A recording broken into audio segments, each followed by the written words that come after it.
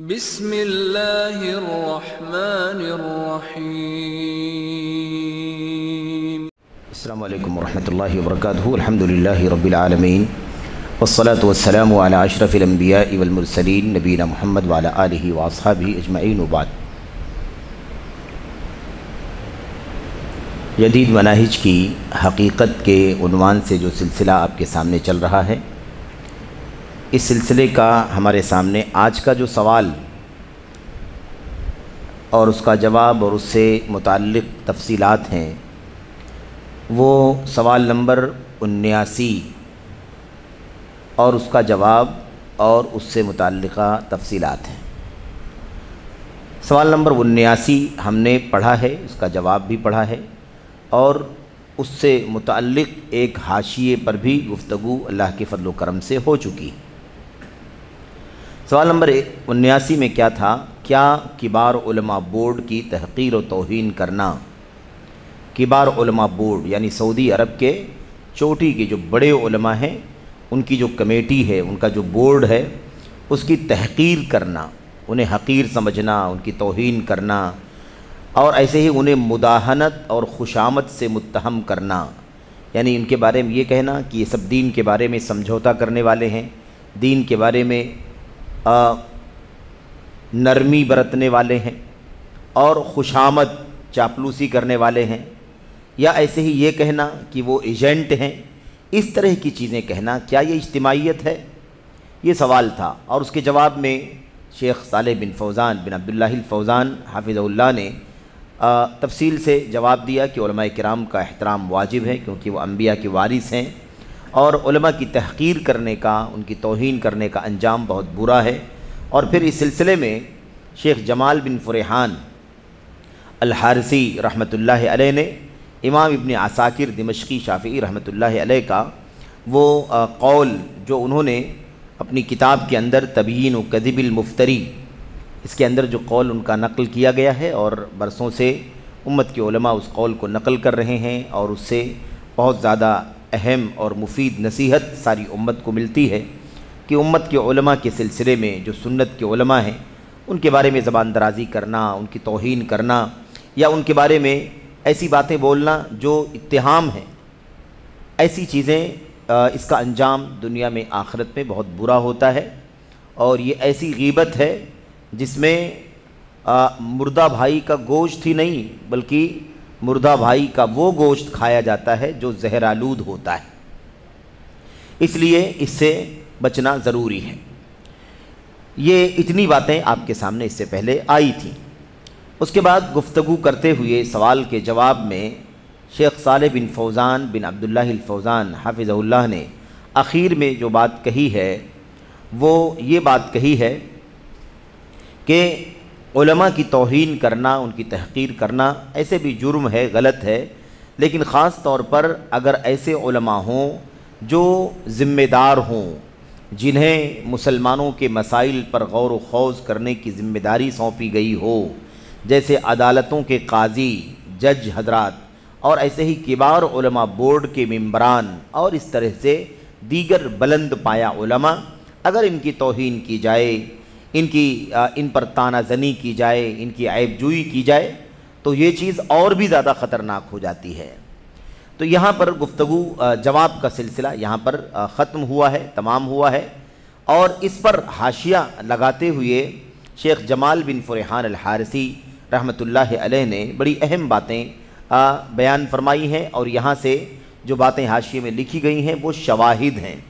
شواہد یعنی حوالے، دلائل، وہ شواہد اور دلائل جو اسی نقطے پر مبنی ہے، یعنی وہ کون لوگ ہیں مملکت سعودی عرب کے، وہ کون سے لوگ ہیں جو کبار علماء بورڈ کے ممبران پر نقد کرتے ہیں، ان کی توہین کرتے ہیں، ان کے فیصلوں کے سلسلے میں ٹھٹھا اور مذاق کا رویہ اختیار کرتے ہیں، وہ کون لوگ ہیں اور انہوں نے کیا کیا باتیں کہی ہیں اپنی کیسٹوں میں، کیا کیا باتیں کہی ہیں اپنی تحریروں میں، کیا کیا باتیں لکھی ہیں، ان تمام کا ایک سرسری حوالہ اور ان کی باتوں کے اقتباسات شیخ رحمۃ اللہ علیہ نے یہاں پر نوٹ کیے ہیں، جس سے یہ بات ثابت ہو جائے گی کہ واقعی کبار علماء بورڈ کے خلاف زبان درازی کرنے والے کون لوگ ہیں اور انہوں نے کون کون سی باتیں کہی ہیں۔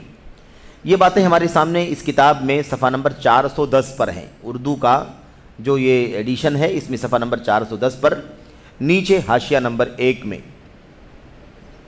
کہتے ہیں آج کل مسلمان دعوت سے نسبت رکھنے والی بہت سی ایسی جماعتوں کی آزمائش میں ہیں، دعوت سے تعلق رکھنے والی بہت سی ایسی جماعتوں کی آزمائش میں ہیں مسلمان، جو خفیہ الفاظ میں، دبے الفاظ میں، چوری چھپے الفاظ میں کبار علماء بورڈ پر طعن و تشنیع کے نشتر چلاتے ہیں، یعنی طعن و تشنیع کی چھریاں چلاتے ہیں، عیب جوئی کرتے ہیں، ان کی بے عزتی کرتے ہیں، ان پر طعنہ زنی کرتے ہیں، لیکن یہ عقل مندوں سے پوشیدہ نہیں ہے، یعنی جو سمجھدار لوگ ہیں، عقل مند لوگ ہیں، وہ جانتے ہیں، گرچہ یہ لوگ بہت دبے دبے الفاظ میں، چھپے چھپے الفاظ میں بہت صراحت کے ساتھ تو نہیں بول پاتے ہیں، لیکن چوری چھپے یا اس طریقے سے خفیہ الفاظ میں کبار علماء بورڈ کی شانوں میں گستاخیاں کرتے ہیں، ان کی عیب جوئی کرتے ہیں، وہ جو اسلامی تعلیمات کے مطابق مسلمانوں کے حکمرانوں کے ساتھ جو رویہ ہونا چاہیے، جو رویہ وہ اختیار کرتے ہیں، اس پر وہ ان پر طعن و تشنیع کرتے ہیں اور انہیں بہت سارے ایسے القاب سے نوازتے ہیں جو نامناسب ہیں، بلکہ زیادتی ہیں، ناجائز ہیں، ایسے الفاظ، ایسی باتیں کہتے ہیں جو بالکل بھی درست نہیں ہیں۔ کہتے ہیں شیخ آگے، شیخ جمال، میں ان لوگوں کی کچھ باتیں ذکر کیے دیتا ہوں، یہ لوگ جو عیب جوئی کرتے ہیں ان کی کچھ باتیں ذکر کیے دیتا ہوں تاکہ ذرا معاملہ واضح ہو جائے اور گرد و غبار صاف ہو جائے، یعنی کوئی ڈاؤٹ نہ رہے، کوئی یہ نہ کہے کہ الزام لگایا جا رہا ہے، کون توہین کرتا ہے کبار علماء بورڈ کی، کون برائی کرتا ہے، کون عیب جوئی کرتا ہے، سمجھ رہے ہیں؟ تو اس لیے دلائل کے طور پر، شواہد کے طور پر کچھ باتیں ان کی نقل کر دیتا ہوں، اس سے آپ کو سمجھ میں آ جائے گا کہ یہ کس طرح سے ان کا رویہ امت کے ان کبار علماء کے سلسلے میں کیا ہے۔ اب اس کے بعد اگلے صفحے پر کہتے ہیں، صفحہ نمبر 411 پر ہے یہ، کہتے ہیں کہ گرد و غبار صاف ہو جائے۔ حقیقت التطرف انتہا پسندی کی حقیقت، یہ ہے کیسٹ کا نام۔ کیسٹ کا نام کیا ہے؟ حقیقت التطرف، انتہا پسندی کی حقیقت۔ اس نام سے، اس عنوان سے جو کیسٹ ہے اس کی تقریر کرنے والے ہیں سلمان العودہ، سلمان بن فہد العودہ۔ انہوں نے کیا کہا ہے اپنی کیسٹ کے اندر؟ انہوں نے اپنی اس تقریر میں کیا کہا ہے جو اس کیسٹ میں ریکارڈ ہے؟ کہتے ہیں علماء و دعات کو یہ بتا دیا جانا واجب ہے۔ سلمان العودہ کہتے ہیں علماء اور دعات کو یہ بتا دیا جانا ضروری ہے، واجب ہے کہ تم اپنی ذمہ داریاں انجام دو، تم اپنی ذمہ داریاں انجام دو۔ اور یہ علماء اور دعات جن کو یہ کہہ رہے ہیں، علماء دعات کو بتا دیا جانا واجب ہے، یہ علماء اور دعات بھی اسی فکر کے ہیں۔ کس فکر کے ہیں؟ اسی فکر کے ہیں، یعنی مسلم حکمرانوں کے خلاف زبان درازی کرنا، جو علماء مسلم حکمرانوں کے ساتھ ویسا رویہ اختیار کرتے ہیں جو سنت کا رویہ ہے، ایسے لوگوں پر نقد کرنے والے جو علماء ہیں، ان علماء کے خلاف جو باتیں ہو رہی ہیں، یعنی طعن و تشنیع کی، تو اپنے ہی ان ساتھیوں سے، اپنے ہی فکر کے ان علماء اور دعات کے بارے میں یہ کہہ رہے ہیں کہ ان کو بتا دیا جانا واجب ہے کہ تم اپنی ذمہ داریاں انجام دو، جمہور امت کو مخاطب کرو۔ جمہور امت کسے کہتے ہیں؟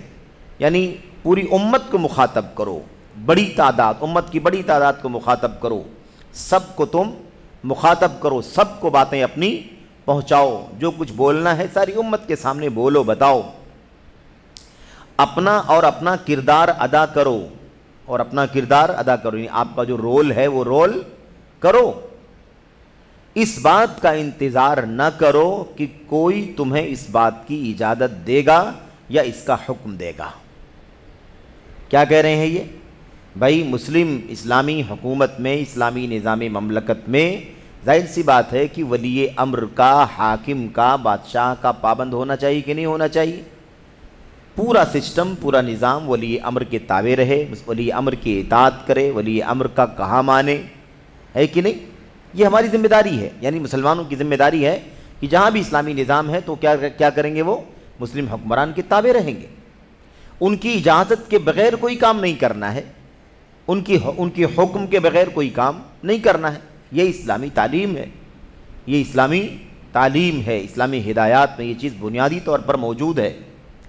اب یہاں پر یہ کیا کہہ رہے ہیں کہ علماء اور دعات کو یہ بتا دیا جانا چاہیے کہ تم اپنی ذمہ داریاں انجام دو، جمہور امت کو مخاطب کرو، اپنا کردار جو بھی آپ کا رول ہے وہ رول کرو، یہ انتظار نہ کرو کہ تمہیں کوئی اس بات کی اجازت دے گا، یعنی اجازت کے لیے تمہیں انتظار نہیں کرنا ہے، کیونکہ تمہیں کوئی اجازت دینے والا نہیں ہے، تمہاری تو پکڑ دھکڑ ہوگی، یعنی یہ کہنا چاہتے ہیں کہ تمہیں کوئی اجازت نہیں دے گا، اس لیے بلا اجازت جو تم کو کرنا ہے کر ڈالو، جو بھی تمہارا رول ہے وہ کرو، ساری امت کو مخاطب کرو، اپنا کردار، اپنی ذمہ داری ادا کرو، انتظار مت کرو کہ کوئی تم کو اجازت دے گا، یعنی مسلمانوں کے حاکم کی اجازت لینے کی ضرورت نہیں ہے، ٹھیک ہے؟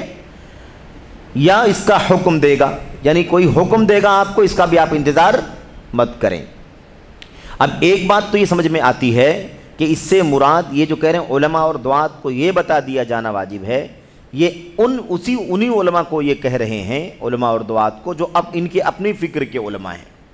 ایک دوسرا معنی یہ بھی ہو سکتا ہے کہ یہ عام علماء کو کہہ رہے ہیں، عام علماء کو، جو علماء ولی امر کی، حاکم کی اطاعت کرتے ہیں، اس کا کہا مانتے ہیں، سنتے ہیں اس کی بات کو، ان کو بھی مخاطب کر رہے ہو سکتے ہیں کہ علماء اور دعات کو یہ بتا دو، علماء اور دعات کو یہ بتا دو کہ تم جو اجازت لے کے ہر کام کرتے ہو، تم کو اجازت لینے کی ضرورت نہیں ہے، تمہیں حکم کی اجازت، حکم کا انتظار کرنے کی ضرورت نہیں ہے، تمہارا جو رول ہے عالم اور داعی کی حیثیت سے وہ بس کرو، انجام دو، کسی حاکم کی، ولی امر کی اجازت یا اس کی طرف سے حکم آ جانے کے انتظار کرنے کی ضرورت نہیں ہے۔ دونوں صورتوں میں یہ معاملہ کتنا خطرناک ہے، یہ مسلمانوں کے حاکم کے خلاف علماء کو اکسانا ہے کہ نہیں اکسانا ہے، علماء کو بھڑکانا ہے کہ نہیں بھڑکانا ہے، کہ آپ کو اجازت لینے کی ضرورت نہیں ہے، آپ کو اس بات کا انتظار نہیں کرنا ہے کہ کوئی اجازت دے گا تب آپ کام کریں گے، کوئی حکم دے گا تب آپ کام کریں گے، آپ کی جو ذمہ داری ہے وہ کام کریں آپ، بس آپ کسی کا انتظار نہ کریں۔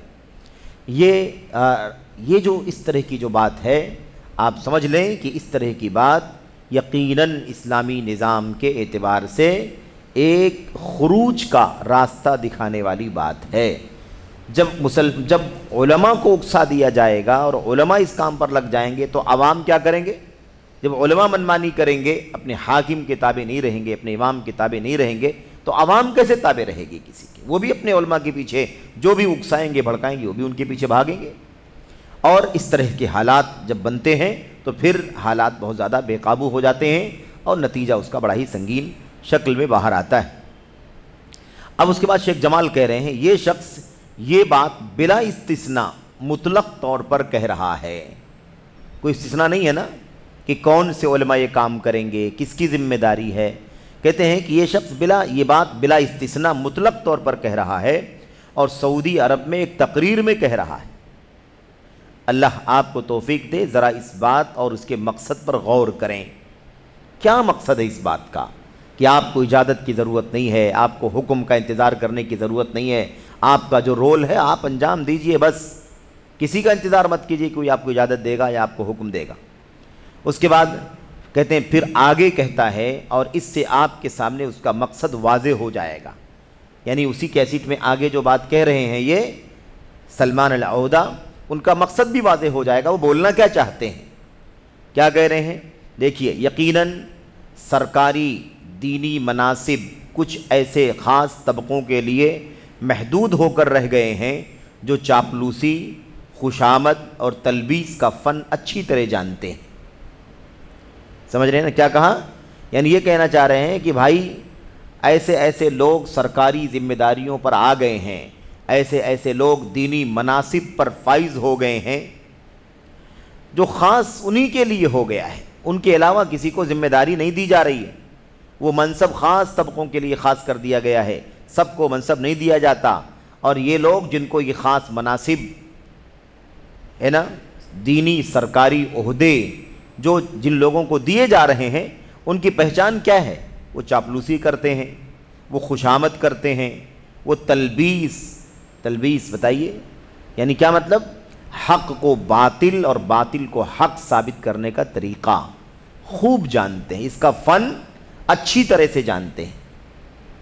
اب آپ بتائیے کہ سارے بڑے مناصب پر فائز لوگوں کے خلاف یہ بات ہے کہ نہیں ہے؟ چاہے وہ وزیر الشؤون الاسلامیہ ہوں، چاہے وہ ہیئت الامر کے ذمہ دار ہوں مثال کے طور پر، چاہے وہ اسلامک دینی تعلیمی اداروں کے ذمہ دار ہوں، یا مثال کے طور پر جو مختلف وزارتوں میں معتبر مانے جانے والے علماء ہوں، یا کبار علماء کے سارے ممبران ہوں، لجنہ دائمہ کی کمیٹی جو ہے دائمی کمیٹی فتویٰ کی، اس کے سارے علماء ہوں مثال کے طور پر، یہ سب کے سب اس میں شامل ہو گئے کہ نہیں شامل ہو گئے؟ کہہ رہے ہیں کہ دینی سرکاری مناصب، سرکاری دینی مناصب کچھ ایسے خاص طبقوں کے لیے محدود ہو کر رہ گئے ہیں جو چاپلوسی، خوشامد، تلبیس کا فن اچھی طرح جانتے ہیں۔ الزام ہے کہ نہیں الزام ہے؟ یہ سب کو کیا کہا جا رہا ہے؟ چاپلوسی کرنے میں بہت ماہر ہیں، خوشامد کرنے میں بہت ماہر ہیں، اور حق کو باطل، باطل کو حق بنا دینے میں بہت زیادہ ماہر ہیں، اور قانون کی نظر میں وہی لوگ اسلام اور مسلمانوں کی سرکاری زبان بن گئے ہیں۔ کیا کہہ رہے ہیں؟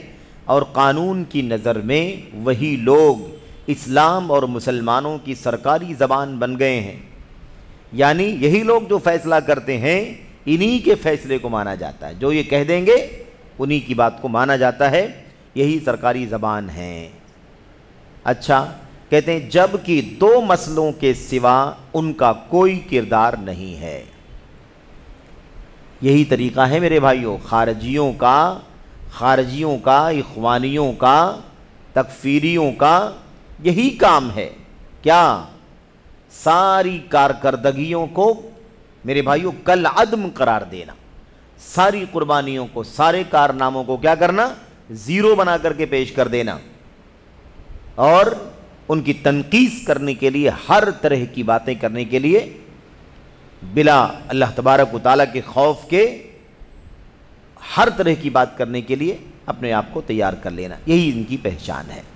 صاف لفظوں میں دیکھیے، کہتے ہیں کہ جبکہ دو مسئلوں کے سوا ان کا کوئی کردار نہیں ہے۔ کیا ہے دو مسئلے؟ وہ ماہ رمضان کے آغاز و اختتام کا اعلان، ماہ رمضان کے آغاز اور اختتام کا اعلان، یعنی یہ جو اتنی بڑی بڑی کمیٹیاں ہیں، بڑے بڑے مناصب ہیں، جس پر بڑے بڑے لوگ فائز ہیں، ان کا کوئی کام نہیں ہے، بس اتنا سا کام ہے کہ یہ اعلان کرتے ہیں کہ رمضان کس تاریخ سے شروع ہو رہا ہے، چاند ہو گیا کہ نہیں ہو گیا ہے، اور اس کے بعد رمضان پورا ہو گیا ہے، شوال کا چاند ہو گیا کہ نہیں ہو گیا، عید منانا ہے کہ نہیں منانا، یہی ان کا کام ہے۔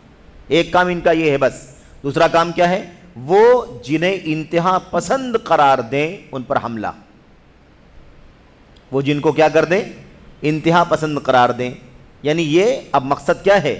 مقصد یہ بتانا ہے کہ ان لوگوں نے ہمیں کہہ دیا کہ انتہا پسند ہیں، ہمیں کہہ دیا کہ خارجی فکر کے ہیں، ہمیں کہہ دیا کہ اخوانی فکر کے ہیں، ہمیں کہہ دیا کہ مسلم حکمرانوں کے خلاف بغاوت کا ماحول بنانے والے ہیں، اکسانے والے ہیں۔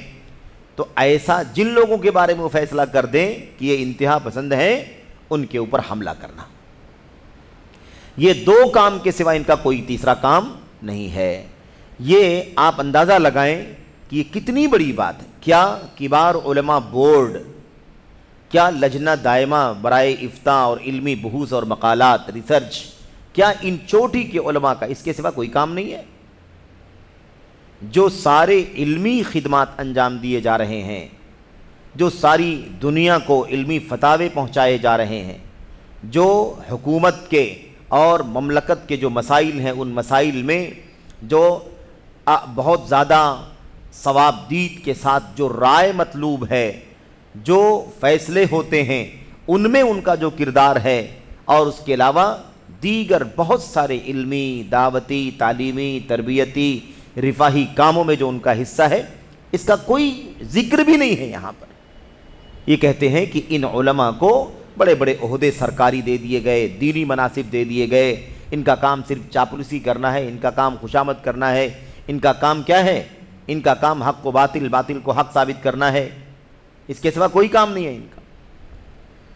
میرے بھائیوں، اور کیا قانون کی نظر میں بس یہی لوگ جو بولیں گے وہی سرکار کا فیصلہ ہوگا، وہی سرکار کی زبان ہوگی، جبکہ ان کا کوئی کام نہیں. صرف اتنی سی بات ہے کہ رمضان کب شروع ہو رہا، رمضان کب ختم ہو رہا، اس کا اعلان کرتے ہیں، اور اس کے علاوہ جن کو یہ انتہا پسند کہہ دیں ان انتہا پسندوں کے خلاف کارروائی کرنا شروع، بس یہی ان کا کام ہے.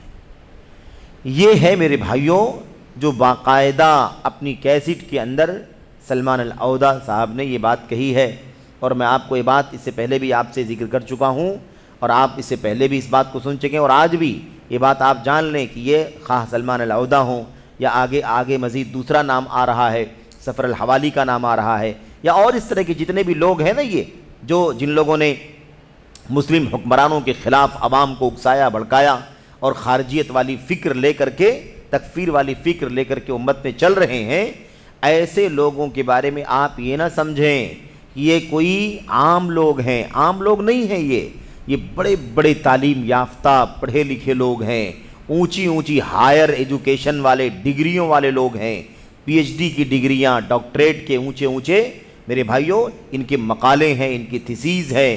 یہ لوگ پروفیسرز ہیں، یونیورسٹیوں کے اندر وائس چانسلرز رہ چکے ہیں، بعض لوگ یونیورسٹیوں کے اندر مدرس رہ چکے ہیں، ذمہ دار اونچے منصب پر ذمہ دار رہ چکے ہیں.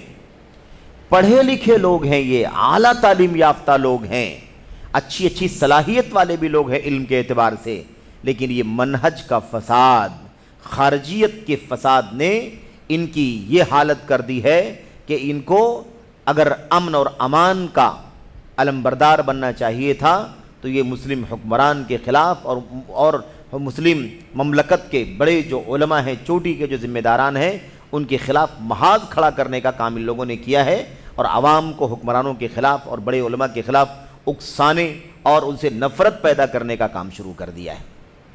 اور اس کے نتیجے میں جو حادثات رونما ہوئے ہیں میرے بھائیوں، جو جان کے، مال کے، عزت و آبرو کے، اور ایسے ہی مالی جو نقصانات ہوئے ہیں وہ بہت ہی واضح طور پر لوگوں کو معلوم ہے. تو یہ ایک عجیب و غریب مسئلہ ہے. تو یہ بات تو ہم لوگ کہاں کی کر رہے ہیں؟ یہ بات تو ہم لوگ سعودی عرب اور وہاں کے حکومت اور وہاں کے علماء اور وہاں کے نظام کے حوالے سے جو رویہ ان لوگوں کا، اس پر ہم بات کر رہے ہیں. لیکن میں آپ کو بتا دوں، اس سے پہلے بھی یہ بات میرے بھائیوں عرض ہوتی رہی ہے آپ کے سامنے، کہ یہ فکر جو ہے نا، اس فکر کے جو کہہ لیجئے کہ زاویے ہیں بہت دور تک پہنچے ہوئے ہیں. یعنی یہ فکر کہ جماعت یا حکومت ہے، حکومت کے اعتبار سے کہ کی طرح سے کوئی نظم اور جماعت ہے، تعلیم کا، دعوت کا، اصلاح کا، ہے نا، اس طرح کے نظام میں بھی اس طرح کی سوچ پائی جاتی ہے بہت سارے لوگوں کے یہاں کا. علماء کی کارکردگیوں کو کنڈم کرنا، جماعت کی خدمات کو زیرو بنانے کی کوشش کرنا، ان کی تمام تر سرگرمیوں کو، نشاطات کو نہ تسلیم کرنا، اور انہیں ان کے بارے میں یہ ثابت کرنا کہ یہ تو بس اکا دکا کام کے سوا ان کا کچھ بھی کام نہیں ہے. اس طرح سے میرے بھائیوں یہ فکر اسلامی مملکت کے اور مسلم حکمرانوں کے ماحول میں تو ہے ہی، اس کے علاوہ بھی جہاں بھی جماعتی نظام قائم ہے، اس سے پہلے بھی بات آ چکی ہے کہ جماعت، جو اللہ کے نبی علیہ السلام نے فرمایا کہ جماعت کو لازم پکڑو، تو جماعت سے کئی معنی مراد ہوتے ہیں. جیسا کہ اس سلسلے میں کتابیں لکھنے والے علماء نے اس کی صراحت کی ہے کہ جماعت کئی معنی میں ہے. جماعت کا ایک معنی یہ ہے کہ مسلمانوں کا حاکم ہو اور اس حاکم کے تحت پورا ملک، جو اس کی پوری رعایا ہے، وہ اس کے تابع ہو کر کے زندگی گزارے، تو یہ بھی جماعت ہے. ایک عقیدے، ایک منہج پر رہنے والے، خواہ وہ دنیا میں کہیں بھی رہتے ہوں، وہ بھی جماعت ہیں. حق پر رہنے والے، حق پر ڈٹے رہنے والے، وہ بھی جماعت ہیں. صحابہ کرام بھی جماعت ہیں، تابعین، صحابہ کرام، تابعین، تبع تابعین، خیر القرون کا جو مشن تھا، منہج تھا، وہ بھی کیا ہے؟ وہ بھی جماعت ہے. تو جماعت کے کئی معنی ہیں، کئی اعتبار سے، اور سب اصولوں سے متعلق معنی ہیں. تو میں یہ کہہ رہا تھا کہ آج اگر ہم وطن عزیز ہندوستان کے اندر اگر اپنی جماعت اہل حدیث کے بارے میں آپ دیکھیں کہ جماعت اہل حدیث جو واحد جماعت ہے، جو خالص توحید، سنت، سلف کی منہج کو لے کر کے دنیا میں قائم ہے، چل رہی ہے وطن عزیز میں، اور اس کی شاخیں پوری دنیا کے اندر ہیں. میرے بھائیوں، یہاں بھی ایک عجیب و غریب سوچ بنتی جا رہی ہے. بہت سارے لوگ ہیں جو عوام کے قبیل سے بھی ہو سکتے ہیں اور عوام سے زیادہ کچھ خواص کے قبیل سے بھی ہیں، بعض پڑھے لکھے لوگ بھی ہیں جن کے ذہن اسی انداز کے ہیں۔ کس انداز کے؟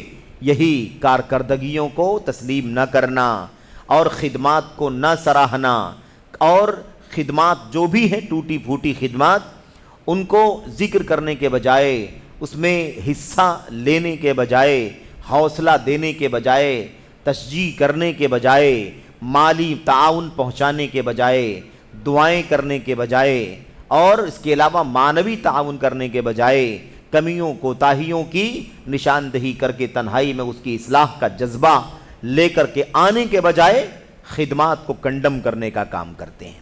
کیا آپ نہیں جانتے کہ جماعت اہل حدیث کی جو خدمات ہیں اور ہر دور میں رہی ہیں، ساری کمیوں کے باوجود بھی، ساری کوتاہیوں کے باوجود بھی اللہ کے فضل و کرم سے مشن کا، منہج کا جو کارنامہ جماعت اہل حدیث اپنے وجود سے ہی لے کر آج تک انجام دے رہی ہے، اسے کبھی بھی دنیا فراموش نہیں کر سکتی۔ کمیوں کے اعتراف کے ساتھ یہ بات چل رہی ہے، کوئی نہیں کہتا کہ کمیاں نہیں ہیں، کمیاں ہیں اور یقیناً ہیں، بہت ساری کمیاں ہیں، لیکن اس کے باوجود بھی کارنامے، خدمات اور مشن اور منہج کی جو کوشش ہونی چاہیے وہ کبھی بھی دنیا فراموش نہیں کر سکتی۔ لیکن اس کے باوجود بھی آج بھی آپ کو کتنے سارے بھائی ملیں گے، کتنے سارے ایسے ملیں گے، عوام کے علاوہ بعض خواص بھی آپ کو ایسے مل جائیں گے۔ اللہ تبارک و تعالی ہم سب کو معاف فرمائے جو خدمات کو، نشاطات کو، سرگرمیوں کو کنڈم کرنے کی کوشش کرتے ہیں۔ کوئی کہے گا جمعیت اہل حدیث کیا کرتی ہے؟ جماعت اہل حدیث یا صوبائی، مقامی، شہری یا مرکزی کیا کرتی ہے؟ ان کا کوئی کام نہیں ہے سوائے توصیہ جاری کرنے کے، تصدیق نامہ جاری کرنے کا، اور کوئی کام نہیں ہے۔ کبھی کبھی اخبارات میں بیان جاری کر دیتے ہیں، کبھی کبھی پریس ریلیز نکال دیتے ہیں، اس کے سوا کون سا کام ہے ان کا؟ اس کے سوا کوئی کام۔ اس طرح کی باتیں کرنے والے آپ کو آج بھی ملیں گے میرے بھائیوں۔ یہ بھی ذہنیت بہت خطرناک ہے۔ میں نہیں کہتا کہ یہ حکومت اور اسلامی نظام کی بات ہے، لیکن مشن کو نقصان پہنچانے میں جو حیثیت اس کردار کی ہے وہی مشن کو نقصان پہنچانے میں اس کردار کی بھی ہے۔ اگر وہ کسی ملک اور اسلامی نظام کو نقصان پہنچانے کا کام ہے تو یہ مشن کو، منہج کو، عقیدے کو ہے نا، جو تحریک ہے کتاب و سنت اور منہج سلف کے تعلیم اور دعوت کو اس کو نقصان پہنچانے میں وہی کردار ہے۔ دونوں کردار میں کوئی فرق نہیں ہے۔ ہمارا کام یہ ہونا چاہیے تھا کہ اگر کوئی کمی کوتاہی ہے، کوئی رائے ہے، کوئی مشورہ ہے، کوئی مثال کے طور پر، تو آپ تنہائی میں پہنچیں، ذمہ داروں سے ملاقات کریں، علماء سے بات کریں اور ان کے سامنے اپنے مشورے رکھیں، اپنی اقتراحات، اپنی تجاویز رکھیں اور مخلصانہ انداز میں رکھیں، کیونکہ اسی مشن کے لیے ہم دنیا میں پیدا ہوئے ہیں۔ ہم ناقدری کر کے، تنقیص کر کے، تہمتیں لگا کر کے، یا مثال کے طور پر تحقیر کا ماحول بنا کر کے، یا کارناموں کو، خدمات کو کنڈم کر کے اگر سمجھتے ہیں کہ بہت بڑا کارنامہ انجام دے رہے ہیں تو یقیناً یہ مشن کو نقصان پہنچانے کا ہی کارنامہ ہے، اس سے مشن کو کوئی فائدہ نہیں پہنچا سکتا ہے۔ تو اس لیے یہ بھی بات اچھی طرح سے ہمیں جاننی چاہیے کہ اگر جماعت المسلمین یعنی ایک حاکم کے تحت رہنے والی رعایا جو پوری جماعت کہلاتی ہے اس کو جو نقصان پہنچتا ہے، ایسے ہی اس مشن میں جو پوری دنیا کے اندر توحید و سنت اور منہج سلف کا مشن ہے اس کے خلاف اس طرح کی باتیں کرنے والے، اس طرح کی باتیں لکھنے والے بھی اسی کردار پر میرے بھائیوں چل رہے ہیں، اور وہی کردار جماعت کے سامنے اور جماعت کے ماننے والوں کے سامنے اور اس مشن کے ساتھ جڑنے والوں کے سامنے وہی کردار پیش کرنے والے ہیں۔ اس لیے نقصان دونوں کا ایک جیسا ہے، بلکہ یہ نقصان ہمارے حق میں، یہ نقصان بہت زیادہ خطرناک ہے، کیونکہ ہم توحید و سنت اور منہج سلف کے علمبردار ہیں۔ یہ جماعت اپنی تمام تر کوتاہیوں کے باوجود اس مشن کی سب سے بڑی علمبردار ہے۔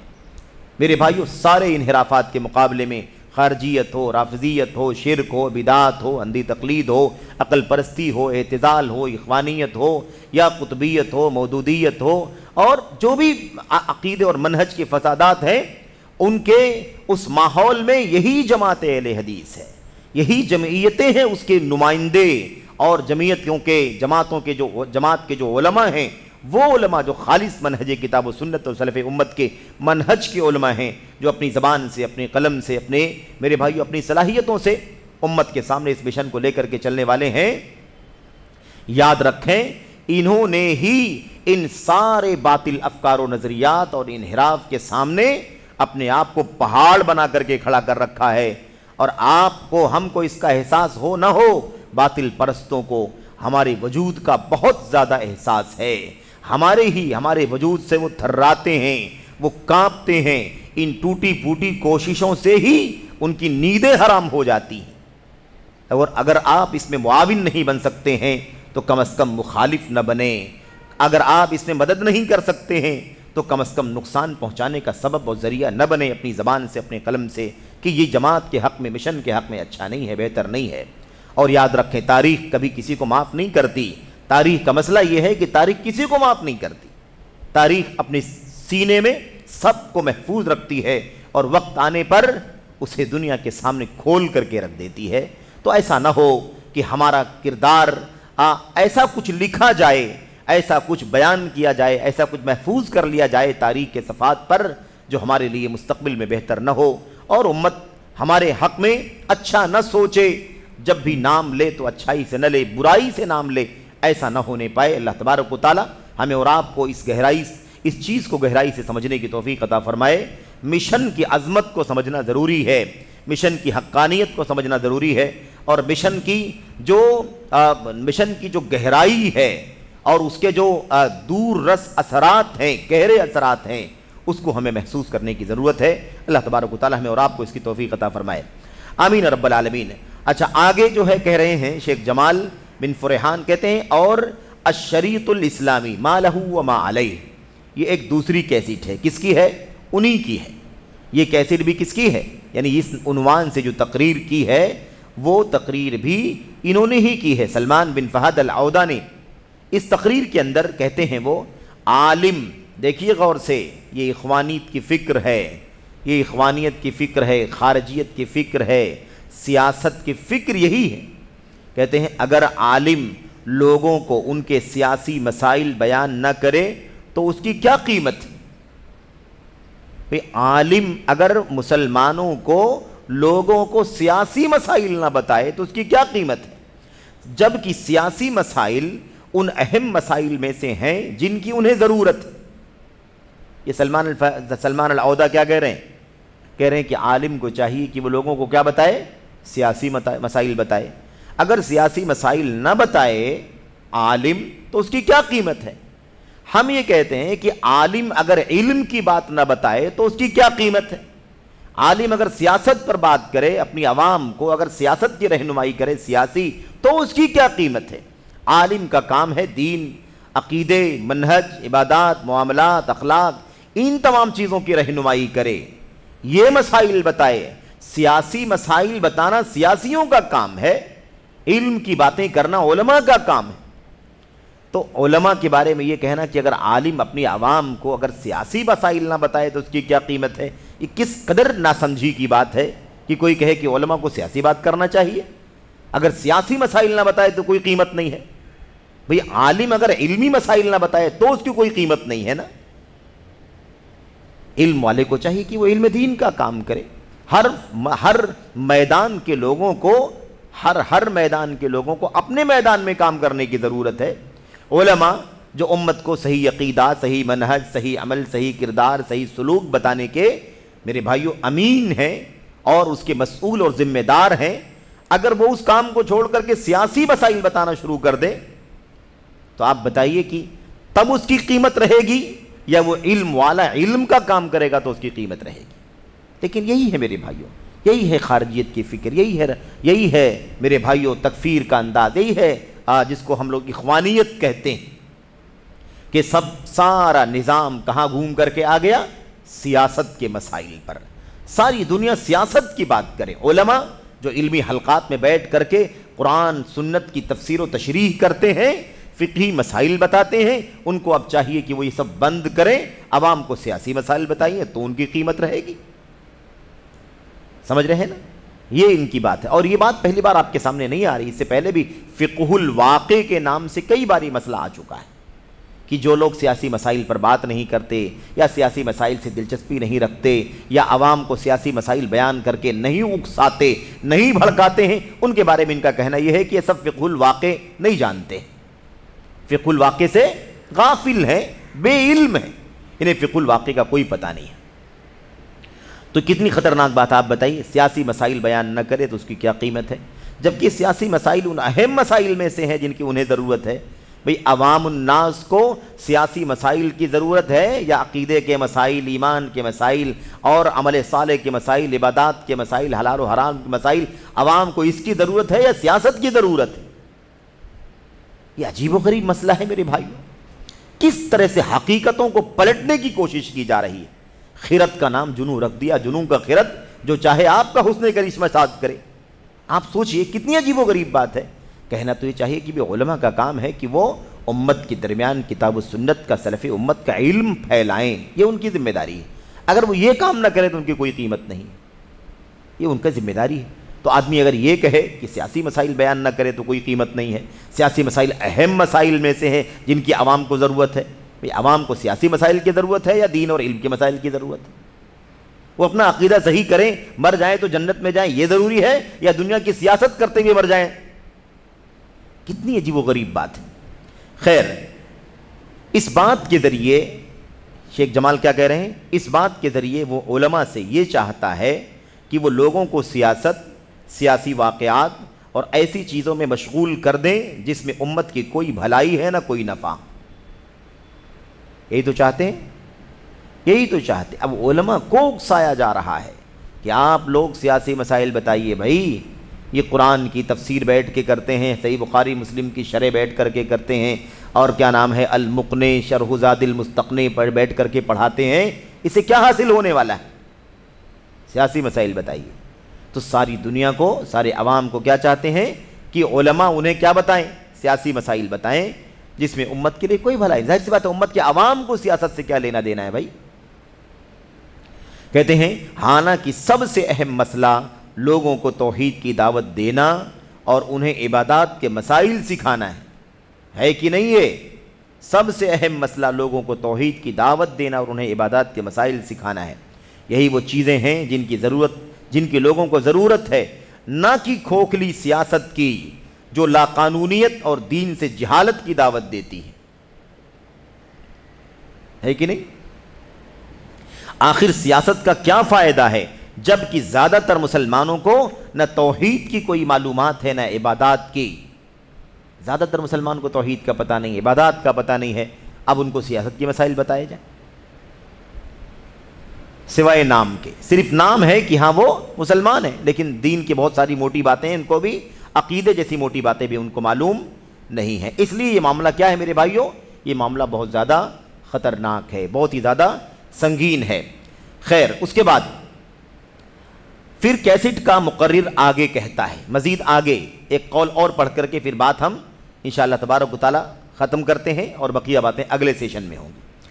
کیا تم یہ چاہتے ہو، دیکھیے کیا کہہ رہے ہیں، یہی سلمان العودہ کی بات چل رہی ہے۔ سلمان العودہ، کیا تم یہ چاہتے ہو کہ دنیا صرف ذبیحے یعنی جانور ذبح کرنا، گوشت، اس کے مسائل، شکار کرنے کے مسائل، قربانی کے مسائل، حیض و نفاس جانتے ہیں آپ، اس کے مسائل، ایسے ہی وضو کے مسائل، غسل کے مسائل اور موضوع پر مسح کے مسائل، یہ سب دین کے مسائل ہیں کہ نہیں مسائل ہیں بھائی؟ سب دین کے مسائل ہیں کہ نہیں مسائل ہیں؟ لیکن اس کے باوجود کیا کہہ رہے ہیں؟ کیا تم یہ چاہتے ہو کہ دنیا صرف ذبیحے، شکار، قربانی، حیض و نفاس اور وضو، غسل اور موضوع پر مسح کے احکام کے مسح کے احکام میں محدود ہو کر رہے؟ یعنی کیا تم چاہتے ہو کہ کیا کریں دنیا کے لوگ، یعنی عوام کیا کریں؟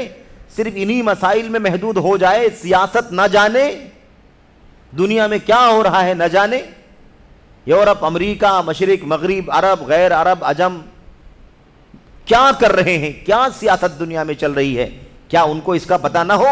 کیا آپ چاہتے ہو کہ سیاست کا پتہ نہ ہو، خالی وہ یہ سب جانے؟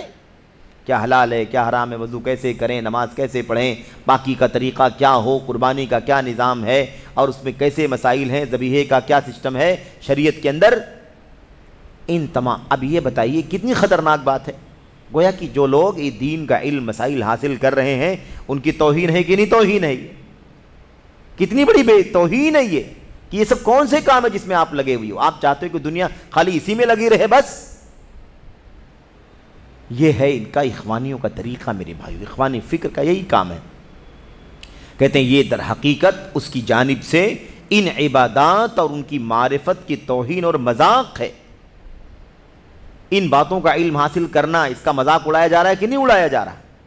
یہ مذاق اڑایا جا رہا ہے کہ یہ سب علم حاصل کر کے تم کو کیا ملنے والا ہے، جبکہ شرعی حکم کی معرفت کے بغیر کوئی عبادت درست ہی نہیں ہو سکتی۔ شرعی احکام کی معلومات کے بغیر میرے بھائیوں کوئی بھی عبادت درست نہیں ہو سکتی ہے۔ لیکن پھر بھی آدمی، آپ بتائیے ایک آدمی نماز پڑھ رہا ہو اور وضو کا صحیح طریقہ نہ جانتا ہو، اور آج بھی کتنے ایسے مسلمان ہیں جو صحیح وضو کا صحیح طریقہ نہیں جانتے ہیں، یقیناً وضو صحیح طور پر نہیں کرتے ہیں، اور بغیر وضو کے نماز ہوگی؟ بھائی بتائیے، وضو نماز کے لیے شرط ہے کہ نہیں شرط ہے؟ بغیر وضو کے، بغیر طہور اللہ تبارک و تعالیٰ کوئی نماز قبول نہیں کرے گا بغیر طہور کے، بغیر وضو کے۔ وضو جو سنت کا طریقہ ہے، قرآن کی سنت کی آیتوں میں حدیثوں میں پوری تفصیلات ہیں۔ اب اگر اس کی تعلیم دی جائے تو یہ غلط ہے کیا؟ کوئی کہے کہ بھئی آپ کو وضو کا طریقہ بتانے کی کیا ضرورت ہے، سیاست بتائیے دنیا میں کیا ہو رہا ہے۔ یہ کتنی خطرناک بات ہے۔ تو دراصل ایک تو ان احکام کا مذاق ہے، اور ان احکام کا علم حاصل کرنے کا بھی مذاق ہے، ٹھیک ہے؟